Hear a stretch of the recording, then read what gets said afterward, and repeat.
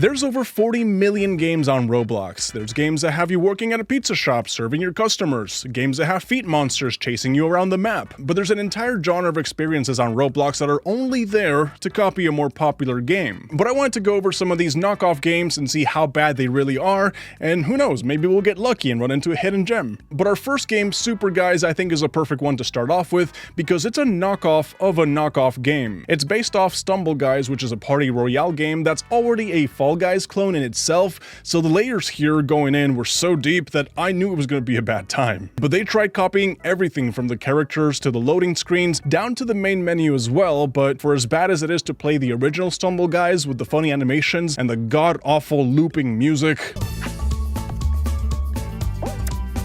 it's still way better than what we got here with Super Guys. Like, all the levels were really just obstacle races to get to the finish line, and at first I wanted to see if I could get 4 wins in a row on stream to kind of just say that I beat Super Guys. I know it's not really an achievement worth bragging about, but I was determined to get it once I got into my first race. And after I found out that jumping and diving was actually faster than running in the game, that's all I was spamming nonstop to beat the other 7-year-olds in my lobby, and managed to secure my first win pretty easily. But here's the part that really ruined Super Guys for me and why I call it a bad knockoff, because after you qualify in the race and you beat everyone else, you know, you got your bragging right secured, you don't actually keep going to compete against the other qualifiers until there's a victory royale. You're just sent back to the lobby to wait with everyone else to start over in another race, and that's the entire game. So it's like you're playing Stumble Guys, but you're only ever doing the first level over and over again, and that really just ruined the entire experience for me. The next game I wanted to check out though, I was hoping it wouldn't be as shallow as Super Guys, and to my surprise, it was actually pretty well built. You know, it was a Lethal Company knockoff called Lethal Business, and what you do in the game is that you travel to different moons looking for scrap in an abandoned space station, so that way you can sell all of that for profit at the company that you work with. Oh, and I suppose I should mention as well that there's a chance, a very small chance, that you might get killed by some monsters in the process, but that's just part of the job, you know? There's already a lot of bad Lethal Company knockoffs on Roblox, but Lethal Business itself seemed like the most promising one, so we hopped in it right away, landed on our first moon, and I was actually amazed at how well built and how smooth the game felt, you know, for being a Roblox knockoff at the end of the day. Like, if I didn't know anything about the official Lethal Company, I could easily assume that this is a very well made original title. But the map layouts look pretty close to the original, so I kind of already knew what I had to do. So I just started sprinting inside, looting stuff to sell, but if you really wanted to get the full scary experience you expect from Lethal Company, you have to switch the game to first-person mode, and as someone who actually really hates to play scary games to begin with, this was a big mistake for me. Is that a GameCube? Oh, I'm taking this. Oh, there's a turret. But after narrowly surviving death, I managed to get some cool gear to sell, and we completed a full run by meeting our profit quota. The next game is called Dark Divers 0.5, and it's supposed to be a knockoff of Helldivers 2. You know, the game that basically took over the internet early last year. And I have to say, you know, I've never played Helldivers 2, so I honestly can't tell you how close to the original it is or not. I'll let you guys decide in the comments, but the objectives in the game are pretty simple. There's different levels for you to choose from to be sent down into your mission, and you simply have to democratize these areas by eliminating all the enemy forces. I'm not even sure if this is the enemy we're supposed to be shooting at. I'm just shooting stuff. It says we gotta beat the dinosaurs. Oh god.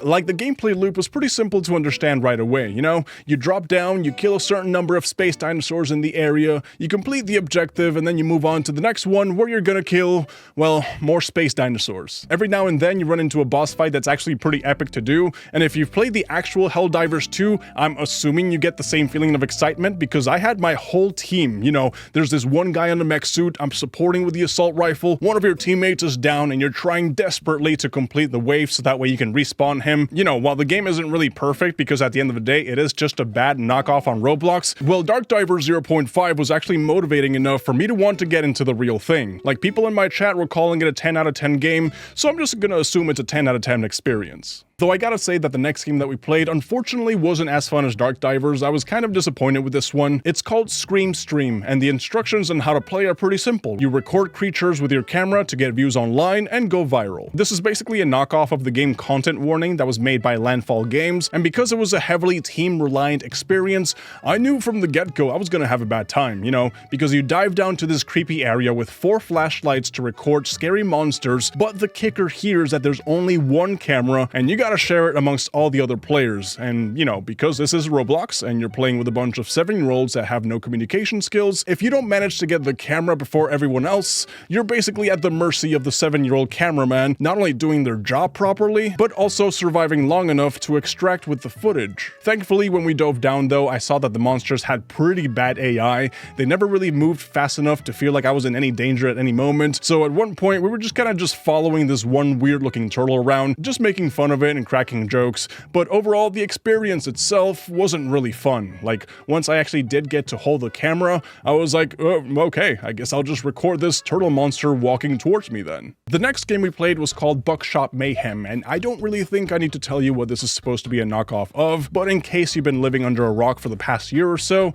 it's based off the popular indie game Buckshot Roulette, which is a tabletop horror game where you're playing Russian roulette against a dealer and you're using a 12-gauge shotgun. Now, maybe there's something with the simplicity of how Buckshot Roulette plays, but when I started playing this Roblox knockoff, I was actually surprised at how close to the original it really was. Like, it's one of those few games where the design is so polished that it kind of just makes you forget that you're on a platform that also has games like Super Guys, for example. Now, I don't want to go into too much detail with Buckshot Mayhem because while you're playing the single-player mode, you're basically playing Buckshot Roulette, you know? From the aesthetics to the gameplay mechanics to the vibe of the game, everything feels so similar, it gets to the point where it's actually frustrating. Because if I was the creator of Buckshot Roulette and I saw that someone else took my game that I came up with and basically recreated it on another platform and started monetizing it, I gotta say, I would be pissed off. And I guess that this is where you can call me hypocritical because I said that I enjoyed Lethal Business while I'm condemning Buckshot Mayhem, but maybe it has something to do with the fact that Lethal Business, you still have those funny looking Roblox models at the end of the day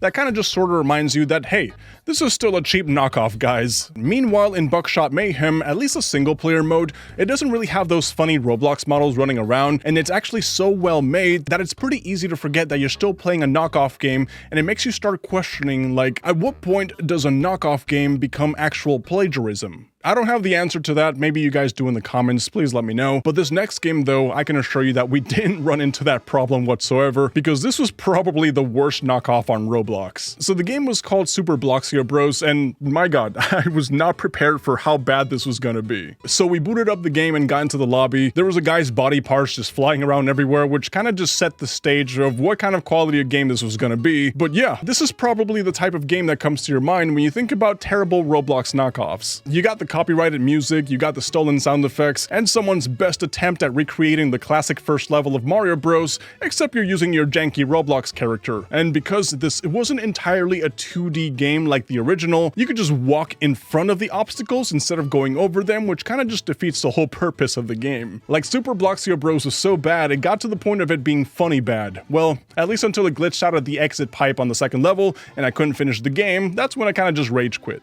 But since we're on the topic of Mario games, and let me tell you that right after that, we got into a Super Mario 64 knockoff that actually blew me away. Now, there's a bunch of SM64 knockoffs on Roblox, and my favorite one is called Robot 64, which is the perfect example of a game that's being inspired by the original and borrowing mechanics from it, while still being unique enough to be its own thing. But the one we were playing in this case was called Super Blox 64, and coming right off of Super Bloxio Bros, I was honestly expecting to have another funny bad experience here. But thankfully I ended up being wrong, because once we got past the tutorial and into the first world, my exact thoughts were, holy crap, this game is actually good. So there's a bunch of different worlds that you can unlock by collecting these special coins that are basically just the stars from the Mario games. So you got platforming, you got puzzles, there's monsters chasing you, you get the whole package of what you expect from a 3D Mario game. And I've always been a huge fan of platformer games, so Super Blox 64 was just right up my alley. I messed around with it for a while, we had some fun, the people in my chat were pretty impressed with it, everybody was happy here, but unfortunately we had to move on because, well, there's other knockoff games that we needed to try out. And this next one that we played, dare I say, was the most obviously copy-pasted game I have ever played. So a viewer suggested that I check out this game called Brawl Blocks that was supposed to be based off the popular mobile game Brawl Stars. If you haven't heard of it before, it's basically an arena fighting game where you can do 3v3s and play like a mini battle royale mode too. It's decent fun, I played it back in the day, and apparently there's an entire esports side to it too. But the point is that once we got into Brawl Blocks and I played my first game,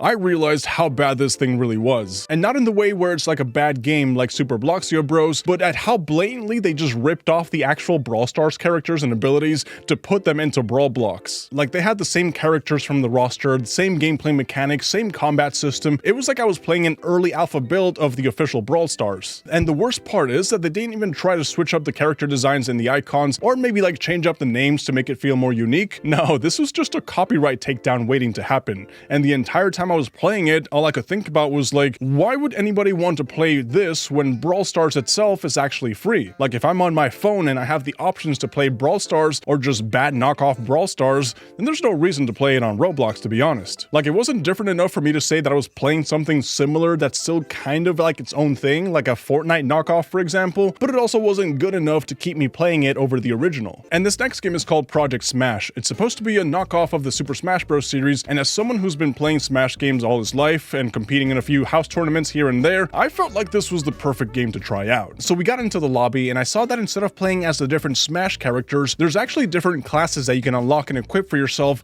and then you just press play to get sent into the arena. And let me tell you that I was just not prepared for how much fun this thing was going to be right off the bat. They basically send you to an open space with the rest of the other players, and it's just pure mayhem. You get 4 different abilities that have cooldowns. Everybody's basically just spamming them everywhere. I picked an archer class that had some pretty decent animations, but I felt like I was barely doing any damage, so I was kind of just running around shooting arrows, kind of just praying that people would start dying. But let's just say that I had to kill someone who was AFK to feel like I was actually doing something. It wasn't until I switched to a knight class that I felt like I was actually starting to get the hang of the game, so I got a few kills here and there. I was feeling good about myself, and I gotta say that for Project Smash, for it being a janky knockoff game on Roblox that obviously does not compare to the actual Smash Bros. Games in any way, shape, or form, it was actually the most fun I had out of all the knockoff games that I tried, you know? Definitely a 10 out of 10 experience. So yeah, I hope you guys enjoyed the video.